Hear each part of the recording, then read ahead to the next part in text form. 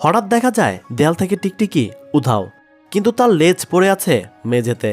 আর সেই খসে পড়া লেজ রীতিমতো লাফাচ্ছে।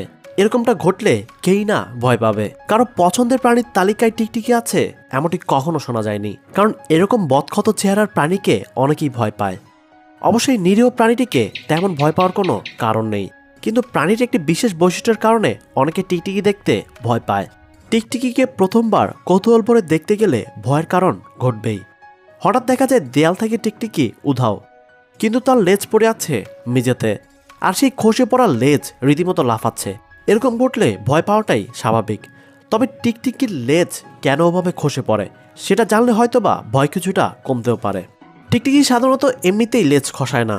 যখন কোনো শত্রু আক্রমণ করে তখনই টিকটিকি তার লেজ খসিয়ে পালিয়ে যায়। এদিকে আক্রমণকারী লেজটিকে টিকটিকি ভেবে ব্যস্ত থাকে। ততক্ষণে টিকটিকি পৌঁছে যায় নিরাপদ দূরত্বে। এভাবে প্রয়োজন মতো লেজ